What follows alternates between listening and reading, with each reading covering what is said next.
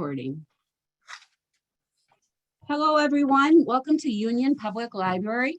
Today, we are really excited to talk about America's stories as seen through its national parks. I'm delighted that you're all with us. I'm very delighted that Kelly Sirica, if I pronounced that right, is with us, who is a National Park Ranger, and she's going to share some adventures and stories that she knows. I want to make sure that you all know about our programs and are participating on them on a regular basis. So if I don't have your email,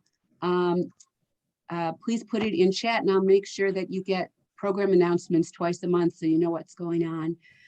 I'll tell you more about our programs as we go along, but I want to spend the time with Kelly because she knows her stuff. And so I just want to say, put your questions in chat and we will get to them at the end of the program. So welcome everybody and take it away, Kelly.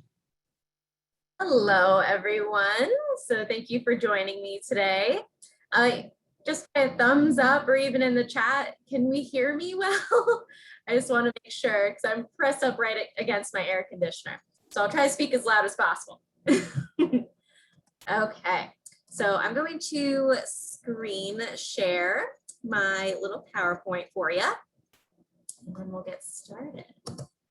So I might not be able to see your chat questions or comments as we're going through just because I'm screen sharing, but no worries, I'll check everything out at the end. So we'll go from there. Let's see, my little toolbar is in the way. Okay, perfect.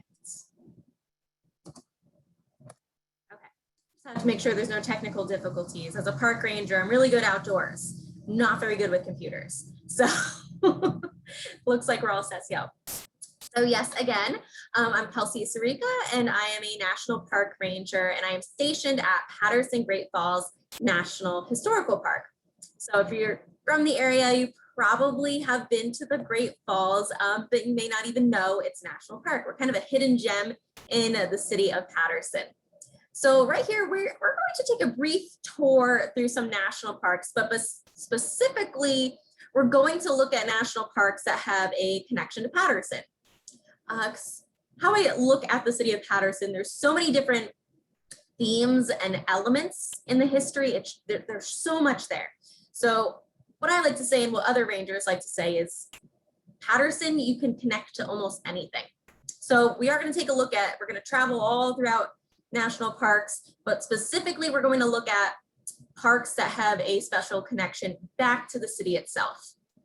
So just to reiterate, if you have any questions or comments going along, feel free to pop it in the chat and then we'll talk about everything at the end. Okay, and just let me know if for some reason you still can't hear me, but it sounds like everybody can hear me. So we'll get a move on. And one other thing I'd like to know, as a National Park Ranger, in Patterson, I would like to consider myself an expert on Patterson history and the history of the Great Falls. A lot of other things that we're talking about with this program, specifically other parks. I'm not quite an expert with those parks. I'll try to answer those questions as best as I can, but I can point you to rangers who may be a little bit more of an expert when talking about the Grand Canyon, for example. Alrighty. So here we have a lovely map of the national parks. So let me just make sure. Okay, perfect. So right here we have a map of the national parks. And when we think national park, we tend to go to Yellowstone, Yosemite, Grand Canyon, all those natural wonders within the United States of America. So that is a national park. Those are places that are important to the United States of America.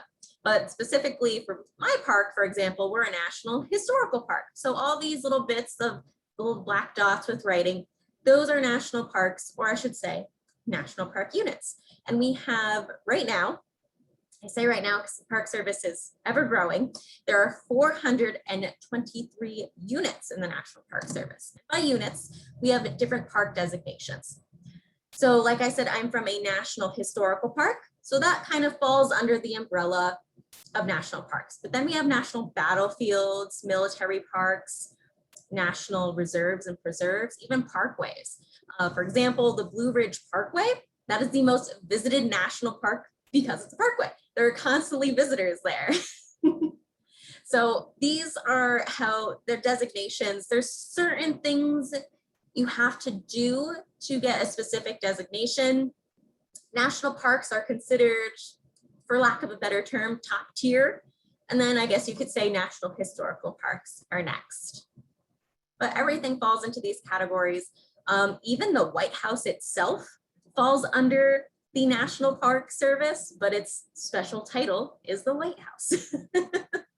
So even Statue of Liberty is a national monument. We don't tend to think about these little odds and ends, these places that we might go to, might be considered tourist attractions to us, but they are national parks in their own unique way.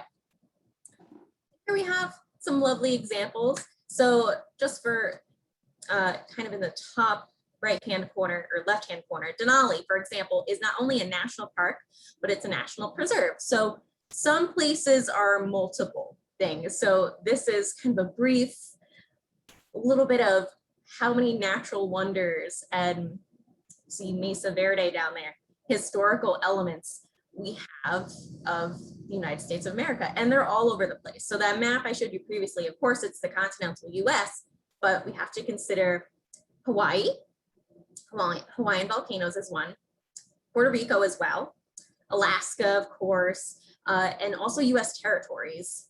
So Guam, the US Samoas, the Virgin Islands, those all have national parks as well.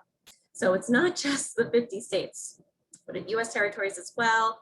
And we all have these lovely places to visit. Of course, a lot of like the bigger parks we imagine are on the West Coast, but here on the East Coast, it's very densely populated with the little parks, I would like to say. Washington, DC, Philadelphia, that you can walk around those cities for an entire day and not even see half of the parks they have there. There's so many.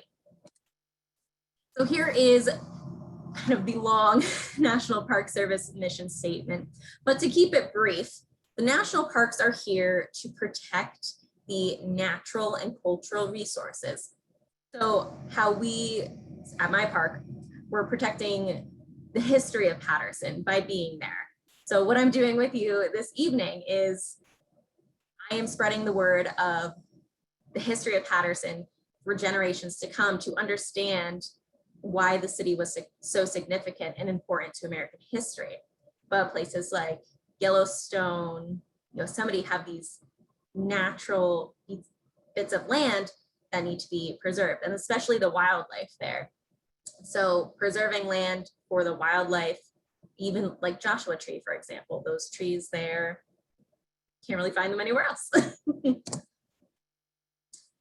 So here are some quick little facts about the Park Service. So the National Park Service is actually the first of its kind anywhere. The Park Service, there was no other thing, if you could, like this in any other country. But there is actually a national park that completely predates the National Park Service, and that would be Yellowstone. And they were established in 1872.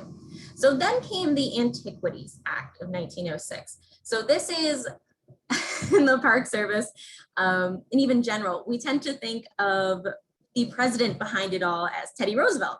So this was, for lack of a better term, his baby, to set aside land to be preserved. So this goes with a Devil's Tower, for example. That was first set up as a national park, I believe, or a memorial. So designations change over time, but now it's a national monument. So then later on came a more proper agency. The National Park Service was born August 25th, our birthday is coming up, 1916. So this is Mr. Woodrow Wilson. Even though Teddy Roosevelt is known as the conservation president, really it was Woodrow Wilson who brought it into protecting these lands and giving them the label national parks. So like I said before, there's over 420 units in the National Park Service. I believe we are at 423 now. Just this past year, they added 2, so it should be 423. And there's a lot of different designation changes, which is a good thing. And like I said, they're spread out through all 50 states and our territories. So little bits are everywhere. And here are some exciting things you can do as a park ranger.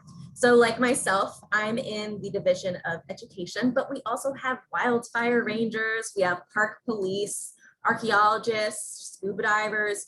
So you can do just about anything as a park ranger in the National Park Service, but just because we wear the flat hat doesn't always mean we do the same thing. So here is my lovely park, Patterson Great Falls National Historical Park. So this photo, the waterfall doesn't always look like this, but it usually is very impressive and powerful. But this actually was taken about 2 or 3 days right after Hurricane Irene in 2011. So right after a nice tropical storm like we just had, or a hurricane, the waterfall looks very good. We have to back up a little bit to understand the history of my park, to then further understand the connections we have with other national parks. So Patterson was actually founded by Mr. Alexander Hamilton. Maybe familiar with him, he has a very popular musical.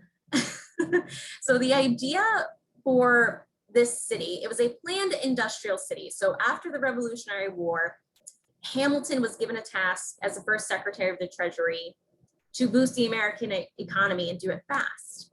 So he thought, what better way to do so than to build a city where we would be making our own products. So we were freely separated from Great Britain. So making our own products while boosting the American economy. And he did that by establishing the Society for Establishing Useful Manufacturers, or SUM for short. If you've been in Patterson, you may see some buildings that say SUM or SUM. So the society actually owned the city up until the 1940s, and then the city officially owned itself. So the way I like to explain how this society worked, it's almost like Big Brother. So if you had an industry, you would almost have to present it to the society to see if it was worth putting money into.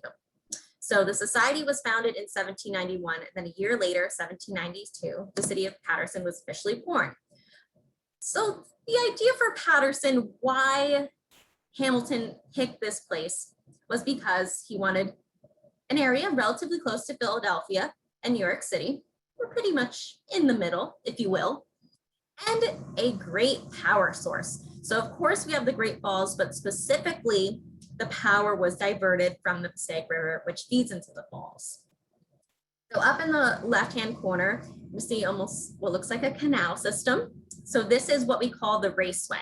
So the reason it's a raceway and not a canals, you think gentle, slow, or here, the speeds of the water racing through could reach up to 35 miles per hour sometimes.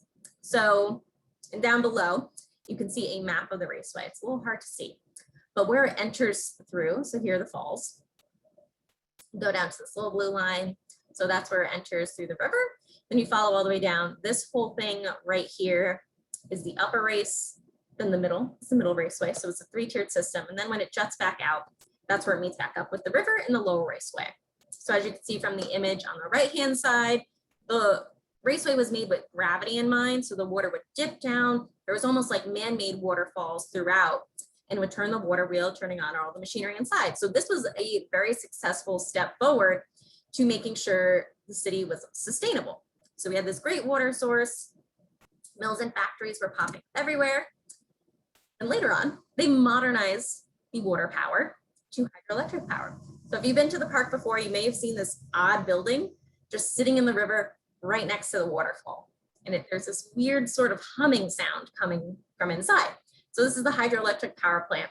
So the model of Patterson, they always went with what was necessary and what was needed. So the fact that water power is what the city was founded on, they didn't want to do away with the raceway when it was becoming obsolete. So they modernized and went to hydroelectric power. And the reason I say you might have seen this building or heard this building is because it's still in operation. So it was completed in 1914. Last time it went through a really big update was in the mid 1980s, but it's pretty self-sufficient, and it only takes about 2 people to operate the hydro plant. So this is what I would consider a modern Patterson industry. Here are more top tier industries back in the day. So Patterson was best known for silk manufacturing. It earned the nickname Silk City in the mid 1800s because we were exporting, or I should say the city was exporting about 80% of the world's silk was all manufactured in the city of Patterson. So that was definitely the tops of the tops in Patterson industry. For a short amount of time, they did try to grow silkworms just to cut down costs instead of buying from China, Japan, and Italy. Silkworms didn't go too much, but there's a little side story there. If you look up the Patterson emblem, it actually has a mulberry tree in the middle, and that is the main diet of a silkworm. So kind of cute little history there. And we have locomotives. That was another huge industry. We'll get to how that connects with some of our other national parks related to trains. And down below, we have, it's a little funny. So the last row, middle image, it's a little hard to tell what that is right away. And it's a little hard to see, but the dead giveaway would be their emblem on their uniform, really teeny tiny. So it says Wright's Aeronautical. So the Wrights brothers, about 13 years after they made the modern day airplane, they set up their factory in Patterson. So airplane engines was what we would consider the last huge industry here in Patterson. And then they made rolled up pieces of paper and other types of machinery. So paper, locomotives, and airplane engines, and of course silk is what we call like top 4 industries. Really, like I said, silk was huge. The last silk mill closed, I believe, in 1982. Could be off by a few years, but with the first one opening up right after the Raceway was, or when the Raceway was being constructed, so the early 1800s, that was its longest lasting industry in the city. Okay, so now we get to the exciting stuff. So that was just a quick overview of the city of Patterson and just a little taste of what you would get on a in-person tour with a ranger. Here I have our lovely map again, but marked out are all these different parks. So we're going to dive into each park and how it connects back to the city of Patterson. So Morristown National Historical Park, of course, is located in Morristown, New Jersey, and this is a Revolutionary War site. Specifically, it represents one of the more harsh winters experienced during the Revolutionary War.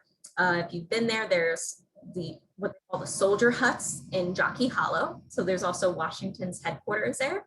And our connection there, it's rather simple, but it's because our founder, Alexander Hamilton, was also staying at this base camp in Morristown. So he actually stayed, he had headquarters alongside Washington. So he stayed in more of the nicer mansion.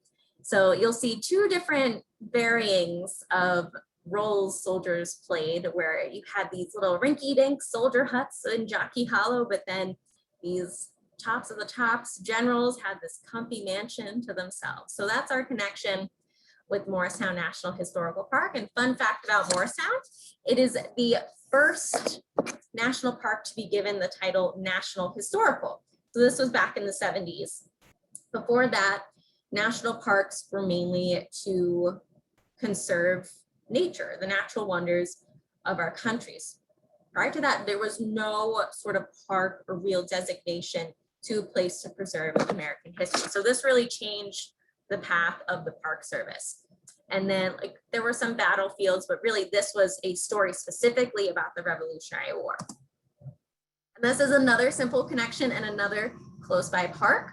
This is Hamilton Grange National Memorial. You'll notice I am calling all of these parks, because like I said, they fall under the umbrella, but this is a memorial. Really simple connection there. Hamilton Grange is Hamilton's home, but simple connection, but deeper.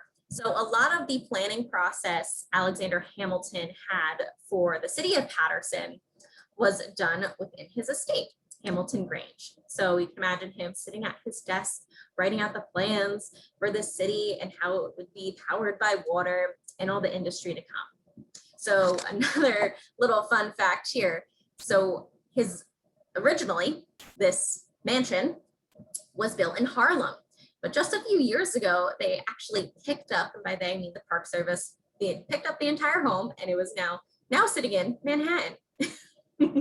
So originally it was in Harlem, but if you do plan on visiting, it's in Manhattan. So another close by park, and they tell a fabulous story about Hamilton's life there. So Coltsville National Historical Park. This is an industry I didn't touch on before. But our connection with Coltsville is Samuel Colt. He first had his factory in the city of Patterson. So he made the Colt revolver. So this was revolutionary for manufacturing guns, because we think of the assembly line model more so at Ford, but actually it was Samuel Colt that first had that in his factory. So just the manufacturing of the guns itself was very new, but this was a firearm that would continue to fire. Before that, you would have to unload, put in more bullets, and really there was nothing like that beforehand. But our connection here is that Samuel Colt got his start in Patterson, New Jersey, when his family, the Colts, were actually called in to help finish construction, the engineering process of that raceway system. So while his family was there working on that, he decided this would be the perfect place to set up his factory. He became super successful when he went back to Hartford, Connecticut, and there's a national park there in his honor. They're so new of a national park. They have their designation, but they're not officially established. So meaning they don't really have a park to visit just yet. So this is a park that should be on your list to check off someday. But right now they can't accept visitors because they're not officially a park just yet. And same sort of connection here. So Springfield Armory, National Historic Site, has a connection to Coltsville and us as well. So a first few of those revolvers Samuel Colt manufactured were actually called the Patterson 1, Patterson 2, and the list goes on and on, I believe to number 7. So a lot of those revolvers are also housed in Springfield Armory, and those same types of revolvers were also made there. So that's another nearby park, lovely park. I've been there once before. They do a fabulous tour. You might think kind of the history of guns may be a little boring, but it's actually the manufacturing and the people who were making the guns really make that story come to life. So this is another close by park, Steamtown National Historic Site. So remember I talked about how those locomotives would come into play. So here they are. So the way this park actually came to be was a very wealthy collector collected locomotives, because why not when you have the money? And his collection grew so much, he had it and didn't know what to do with it. So then came Steamtown. So this man had this very large collection of locomotives. A lot of Patterson made locomotives are still housed there. There's not too many Patterson made locomotives left. So unfortunately, they were sold for parts. That was quite common. Once the locomotive did its job, there was no sort of fixing it. It was just break it up, sell it for parts. This is nearby. It's over in Pennsylvania. They do a fabulous story on locomotive manufacturing. So build on to our story where Patterson made locomotives were made well, but also very fast. So that was a big thing with Patterson industry. It was the speed of how it was made and then exported. So Patterson at one point in time was overtaking the United Kingdom with locomotives and how many they were producing. Golden Spike. So Golden Spike National Historical Park. This was changing the way Americans had to travel throughout the country. So this made the Transcontinental Railroad connecting the East Coast to the West Coast. Prior to that, there was no such railroad, no such easy way for people to get around each state, and no such easy way for products to move. So it took a lot of time to get things moving around. So the reason I point this one out, of course, locomotives, but specifically, one of these locomotives was a Patterson made one. Again, it was sold for parts right after. So it was the 119 locomotive. I believe from this image, this actually might be a reversed image. but I believe it is the one on the left-hand side. So this, in a weird way, when we think about the locomotive industry, of course, it was changing travel for us as people, but it was also changing travel for products, like I said. So it's almost like one Patterson industry to help solve the transportation problems for all the others. So it's a little odd when you think about it that way. Okay, and I'm sure we're familiar with this national monument, Ellis Island and Statue of Liberty. So it's actually Statue of Liberty National Monument that falls under the umbrella, and Ellis Island falls under Statue of Liberty. So Ellis Island in itself is not really part of the Park Service because it falls under its Statue of Liberty's umbrella. So this is what I mean. There's different designations. It gets a little complicated when we get into the odds and ends of it all. But our connection here is the immigration story. So Patterson, being this very industrial city, word got out that your American dream could be made in Patterson, New Jersey. So a lot of people who came through Ellis Island, saw the Statue of Liberty, would end up working in Patterson. And that was a very common thing for mill owners to do. So they would actually send out scouts to hang out around the area of Statue of Liberty and Ellis Island and basically pass out flyers and say, we have a new mill opening and we need workers. And they would specifically, most scouts would go after or look for people from certain countries, like the area that the park is located in, the Great Falls, that's considered Little Dublin. So a lot of scouts would go specifically to the Irish people because that was a silk. They already sort of knew of the trade, and the Jewish community, they would bring them into the silk mills specifically. So this is a national park not many people have heard of. So Pullman National Monument. Our story or connection there is a little odd. So let me back up a bit. So Patterson is a planned industrial city. So the city was there for manufacturing to build upon, to of course give jobs for people, but to boost the American economy. For Pullman National Monument, sort of the same idea, but it was a planned industrial community.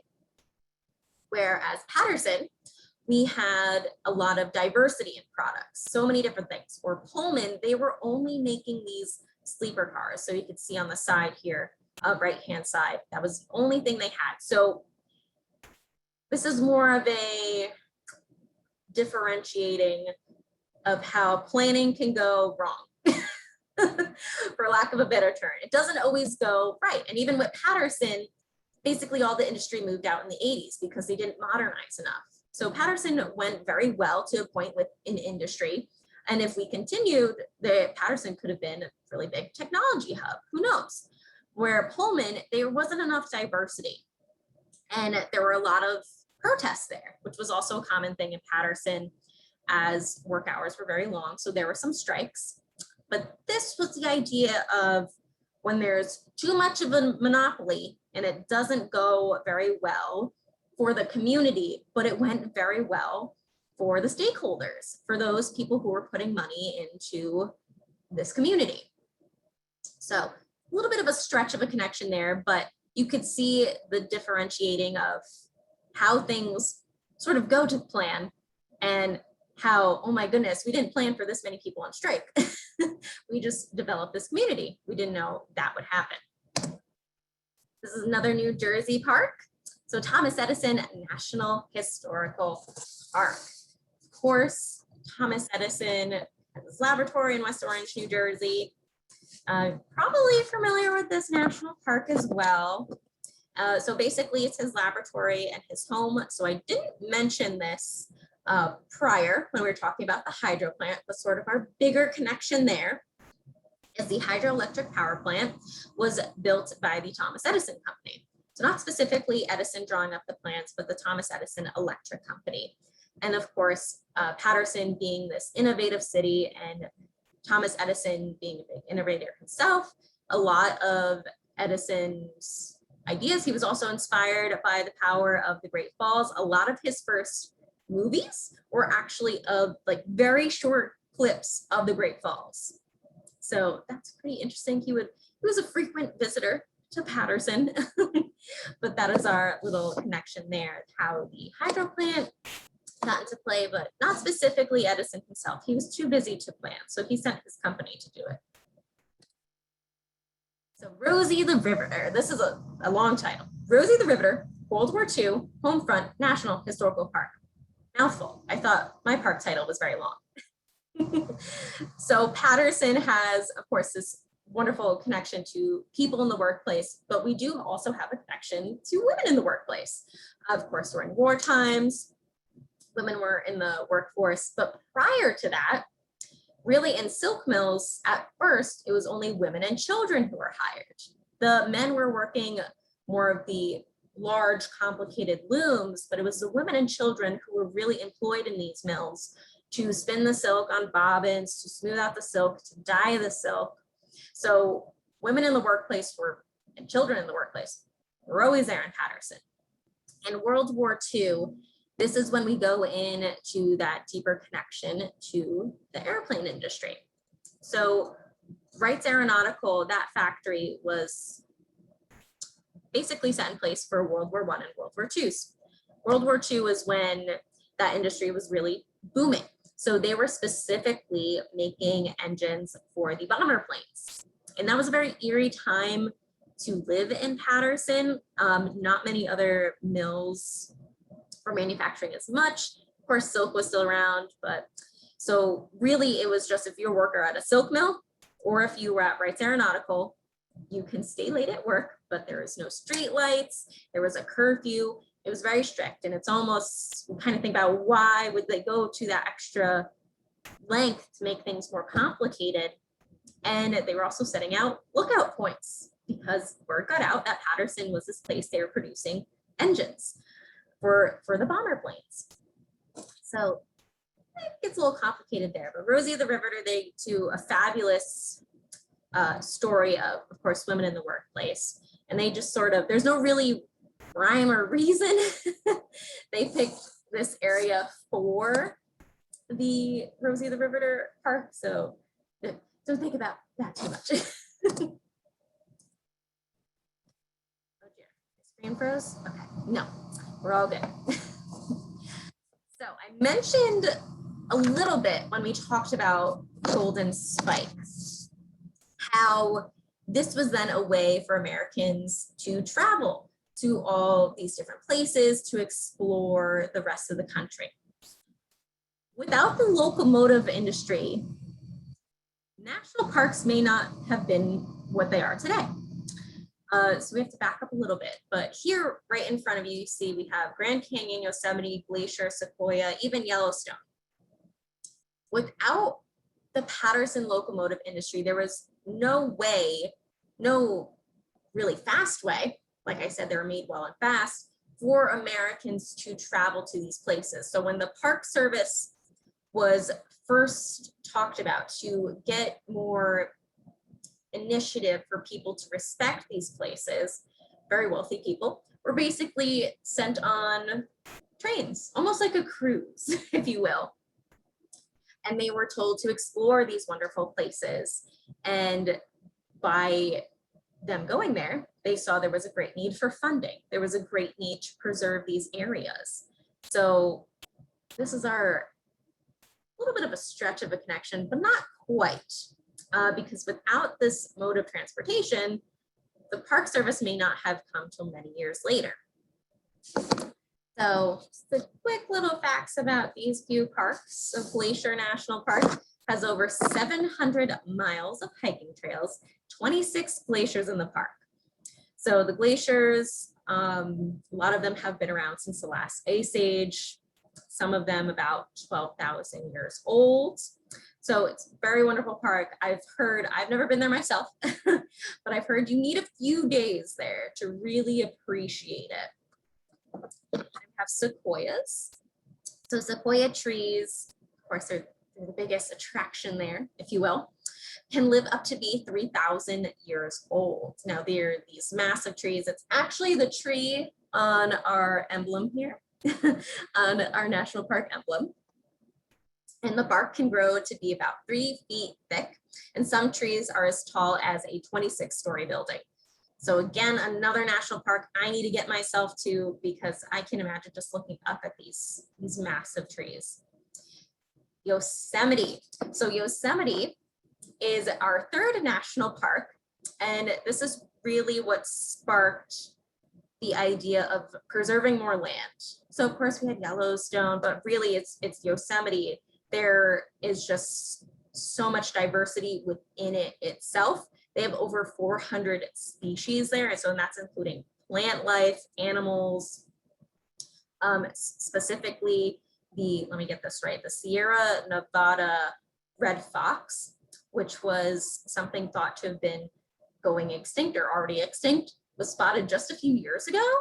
So the reason we have these wonderful lands is to keep rangers out there like myself to look for these species that we need to either build up the population or figure out if they're still around. And we have, of course, the Grand Canyon. This is probably the most iconic park, and this is considered the park that really inspired Theodore Roosevelt to preserve these areas. So Theodore Roosevelt, of course, was the first park was Yellowstone. The Grand Canyon is where he got the idea for the phrase, "leave it as it is." That's how we as rangers sort of, this is the park, but take nothing, or take only memories, leave nothing. So that is where Teddy Roosevelt really got the idea for, we need to preserve this land. And they're also another geological wonder within itself. The canyon was carved roughly about 6 million years ago. It's another sort of lovely correlation we have more on the geological side of the Great Falls being a geological wonder itself. Actually comes from a volcanic rock. The rock makeup of the falls without the volcano just came from the splitting apart of Pangea, a giant supercontinent. So these are a few parks that without Patterson locomotives may not have come into existence, or may not have been conserved as quickly as they should have. So again, just to reiterate Patterson history, because we talked a lot about the industry and the American workers, and of course our founder, Mr. Alexander Hamilton. And if you've been to the park before, and even if you haven't, there's a very large statue of Mr. Alexander Hamilton staring directly at the Great Falls. So all these lovely parks I just dropped in your lap, it's a lot of information thrown at you. So no worries, of course, you can do your research to look at the national parks on their website, but just about a month ago now, the National Park Service released an app that's actually making looking into parks much easier. So feel free to test it later today or what have you. The app is set up so you can look at any park, any designation. You could look at the Liberty Bell. You could see what times are open or closed. So this I find very convenient for looking up parks, and it's a really easy way, especially now because everybody's trying to get outdoors still, right? To see what's open in your area. So feel free to do some research on the web, but also know it's right at your fingertips on your phone or tablet. So it's a nice little slight plug to get everybody outdoors. So that's also a nice thing about the app. You can just download it and you don't need to be on Wi-Fi. So a lot of these national parks that are not in urban areas like me don't have Wi-Fi. It's a little hard to get to. So now I invite you to go find your next national park. So if you people who joined us earlier as the presentation was starting said they've been to a lot of national parks. So I need to make my list. I personally need to get more to the national parks. Of course, I mean, on the East Coast with the tidal national park, we have Acadia, Shenandoah. I still have to hit those areas. Those are really big places to get to. But yeah, so I invite you to go find your own adventure, and I will now open up the floor to any questions we have. So thank you. Deb Pastor has a question. I don't know if Deb wants to ask it herself. Yeah, no worries. Let's see if I can stop sharing. It's, are you conducting tours of the history of the Patterson Falls and what are your hours? Very good question. So, yes, we are. Tours are done through a reservation process. We started this, if you've been to the park previously, we've always had tours at 11 and 2. We stopped that due to COVID-19, so it's done through reservation. And so far it's worked out very well. So meaning if you're coming with a large group, no worries, it'll probably just be your group. And you can do that by going to our website or the app, whichever is easiest, and filling out a reservation form. And we just ask that you put at least 2 dates so we can make sure you get the date or time desired. So you can come visit the falls and get a full tour, more in-depth tour than that little snippet I just gave you. And the hours are generally sunrise to sunset. So really that's, what are we now with the sun? Like 6 to 8:30-ish. I have a question about the artwork on the posters, of the Yes. train posters. Can you talk all about that? Yeah, so that is a very popular artwork you'll see all throughout national parks. We have one of our own, I don't even think, no, I moved my poster to a different office. But that piece of artwork you'll see pretty much in all the national parks. So again, that title has to be National Park or National Historical Park. The name of the artist is escaping me, but this particular artist has done all that artwork for the Park Service. Was that done recently or was that done in the 30s? Do you know when it was done? Recent, I know they had a few done, I think in the 30s, but they officially made them like all the park designated titles about 5 years ago now. I think every park should have them. Ours is very, very new, as we're such a young national park. We're not even 10 years old yet. Edward Atkin has a question. Did you want to ask it, Edward?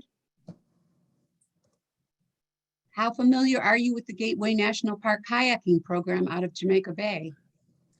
Not too familiar. I know they have one, so that's a start. But I do believe they are requesting reservations as well, because they are getting record visitation numbers. Like that's a lot to keep in mind if you're visiting a national park. Basically all visitation numbers have tripled. So it's really good to double check hours and such. I suggest always going in the morning. Yeah, NPR just did a story about how people are having to reserve because there's so many people going on Yes. that. I wonder if you can tell us how you became and how one becomes a national park. How the park specifically is designated? Okay. Yeah. Of course, there's some politics that play into there, but I won't get into that. But how I could go into the designations a bit. Thomas Edison's a good example. When Thomas Edison was first established, it was a monument of his laboratory. Then it was indicated that they should preserve his estate. So then it became Thomas Edison National Historic Site, or I should say Edison National Historic Site. So to be that park title, you have to have varying themes. So Edison has, of course, American history, an innovator, more of a nature aspect as well. So, and automobiles. So they also, if you've been to Edison, they have the Ford garage there. So they have a lot of varying types of themes. So that's what we talk about with parks, are themes. So for Patterson Great Falls, it's the geology, ecology of Patterson, New Jersey, and American industrial history. So you have to have, I believe, 3 or more themes to be given the park title. And then from there, it literally takes an act of Congress to become a park, and then signed off by the President of the United States. I can talk on behalf of my park that was designated by President Barack Obama. Edward Atkin has a question. Edward, did you want to ask another question? Or did you want me to read it?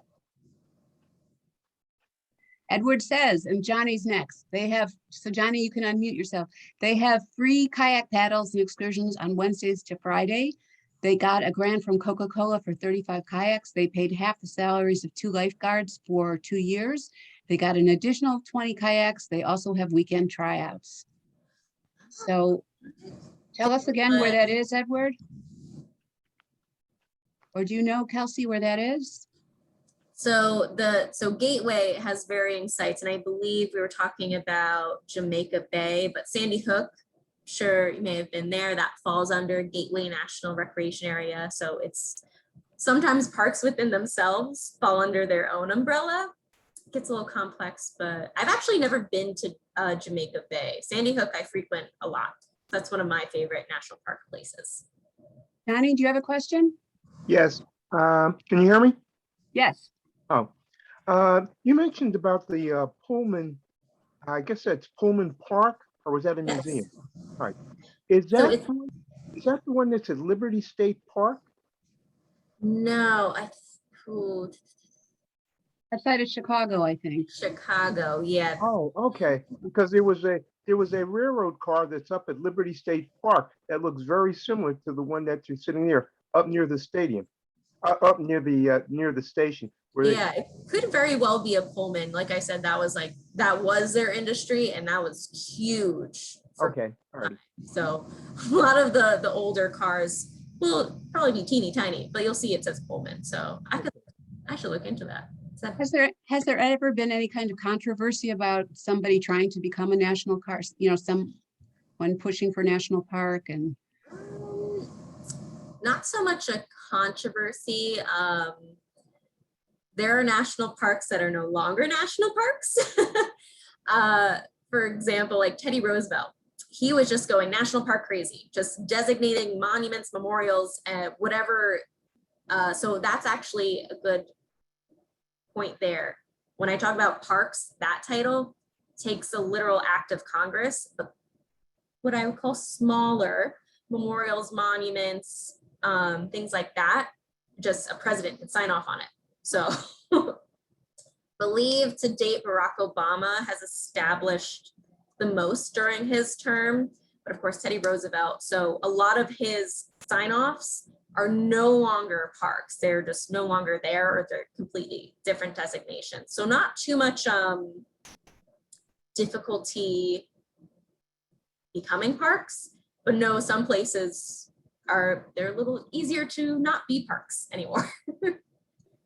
So while we think about some more questions, what a perfect opportunity for a commercial from Union Public Library. Marianne, do you want to talk about the book sale going on? If you can unmute yourself.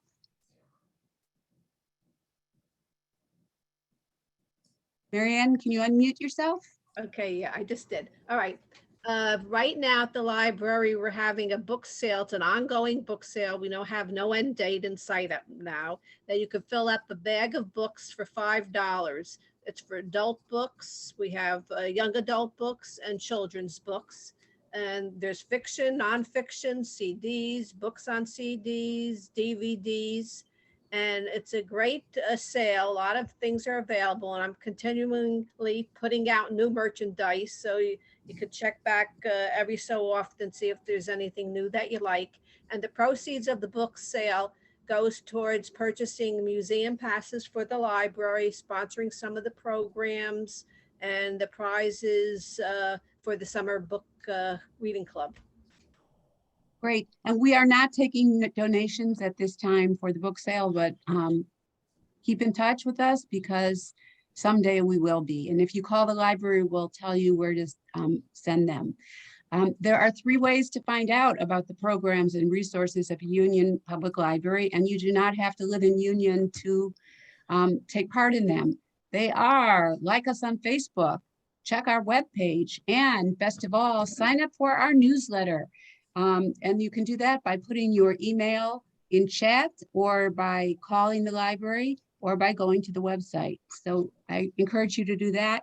In July, we have coming up Next week, we have memoir writing.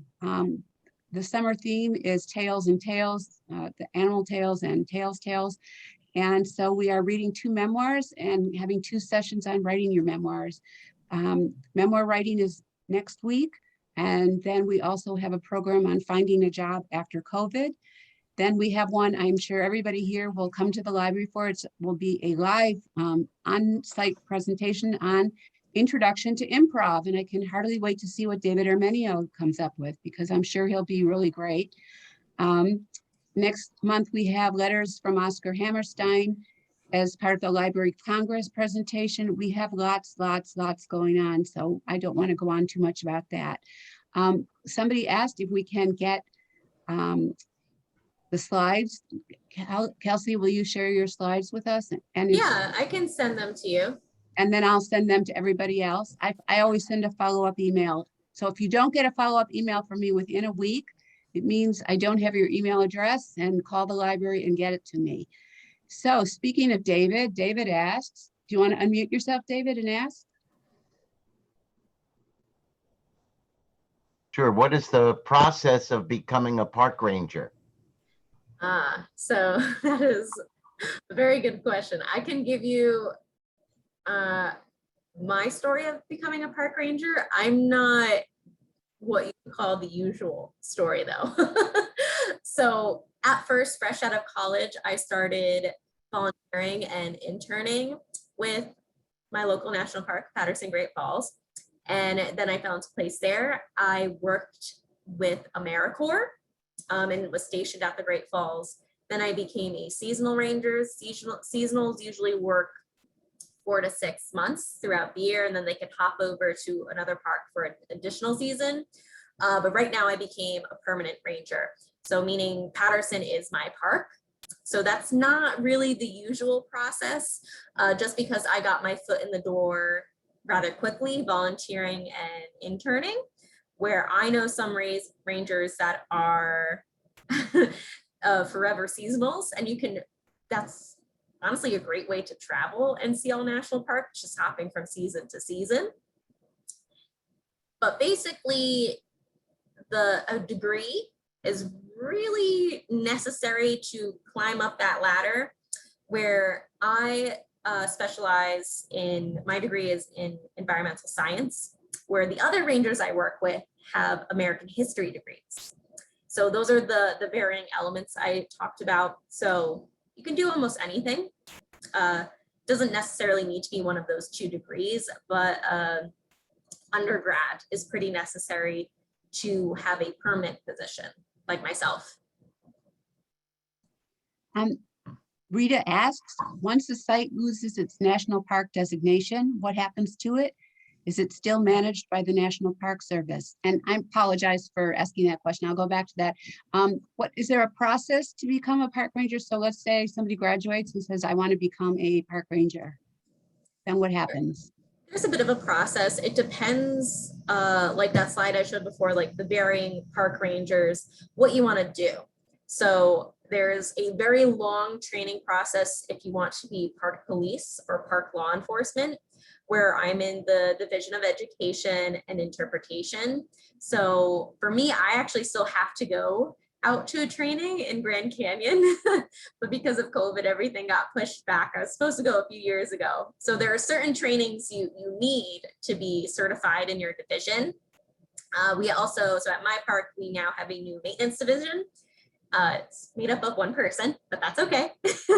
And he needs to go to special trainings monthly. So the process is long-term. It's never stops. So there are yearly trainings to get you going and make sure you're in the correct division.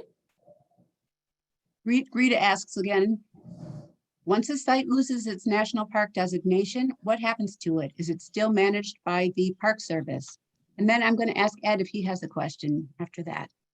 Yeah, it's a little odd how that happens. Sometimes, yes. The name of, there's one certain Theodore Roosevelt monument that was like in limbo for a while. The name escapes me. But sometimes what happens is the state or sometimes county will take over. This park was not ever de-designated, but Redwoods is a good example. That is a national park, but part of the park remains as a state park. So sometimes when you're becoming a national park, ownership isn't necessarily the federal government. Another good example is, again, my park.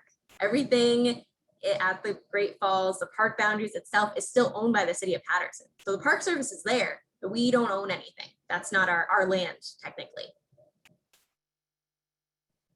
Okay, I don't know if that answers your question, Rita. Kind of, it's yes and no. Sometimes they float in limbo until a new hand takes over. But usually once a park is no longer designated, and if it doesn't have any of those other titles like Battlefield Monument, Memorial Parkway, that it will no longer be part of the National Park Service. So Edward, do you have a question, or would you like to ask a question? Okay, Rita, in the meantime, ask, what's the advantage of being designated a national park? Thank you, Rita. Yeah, so like I said, for lack of a better term, national park is top tier. So there really is no super difference with like being a memorial or a monument, a battlefield. There's more of a difference in what you're going to see, whereas Gettysburg is a battle, or yes, they're considered a battlefield, I believe. Certain places that just tells you what you're going to see. Blue Ridge Parkway, like I said, most visited national park, but that's because it's a parkway. There's really no super gain with the park title, and that doesn't even, funding doesn't even play a part in that. Visitation plays a part. So if there's a national park you really love out there, I say visit it more often, because visitation is what gets parks funding. Edward asks, are you familiar with Fort Jefferson National Park? That I don't actually know where that is. Okay, Edward, do you want to come on? Victoria asks, are national parks managed by the National Park Service? Are national forests managed by the National Park Service? So the National Forest Service in itself is its own agency, and they're the Department of Agriculture. So national parks fall under Department of the Interior. If you ever look at what's in the interior, we're kind of the mishmash of government agencies. We don't seem to all mix well together, but the Forest Service, we're a little different. We wear basically the same uniform, flat hats and such, but they're their own agency. I'm trying to figure out who's got the sound on. Is actually named after the family, the Lion family. So they owned a large piece of land. Is this I on think your it's computer? Edward Atkin. By the Lions. Edward, are you there? Yeah, I'm there. Okay, great. Did you want to ask a question? No, I answered Okay. it. Yeah, I've been to a fair amount of the parks. Remember we went to Crater Lake? I know she's probably not familiar with that one. Okay. Yet to be to Crater Lake. there's a lot of places I still need to explore. Edward, do you have some sound on in the background there? Yeah, sorry. Okay, that's okay. It's all It's right. from another Zoom thing from Bernard's.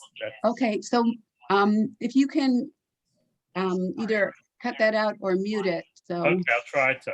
Okay, thanks. okay, let's see. Okay, somebody asks. Okay, let's see. Someone asks, are there opportunities for oldies like me to volunteer? And I'm assuming oldie means over 25. Well, no, then I'm an oldie too. So yes, there are opportunities. We're getting back into the swing of things at Patterson Great Falls, where we are accepting volunteers once again. For a lot of stuff during COVID, we could not have other people with us.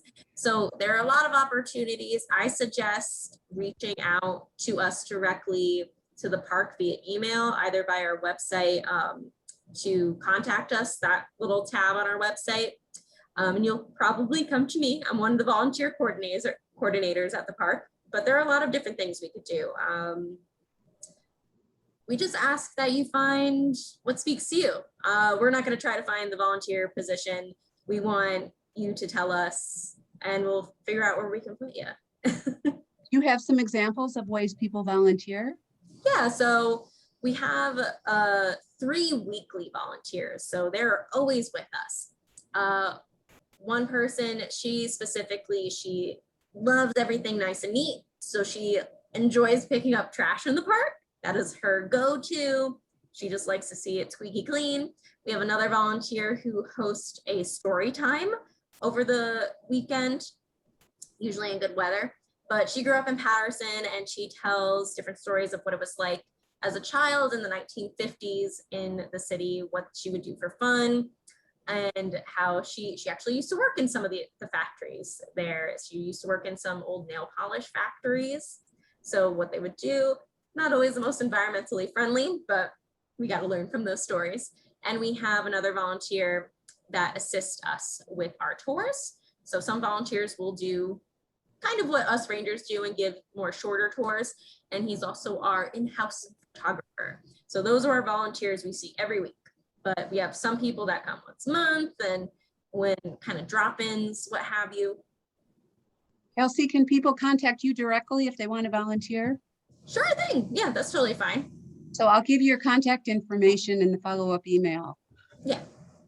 Expect to just be wanna overwhelmed. I just want to plug one thing for you, because I already have my National Parks card for seniors, and it's a great value. You can go anywhere, and X amount of people can go into the park with you. So you can apply for it. Can you tell us about what that is, Kelsey?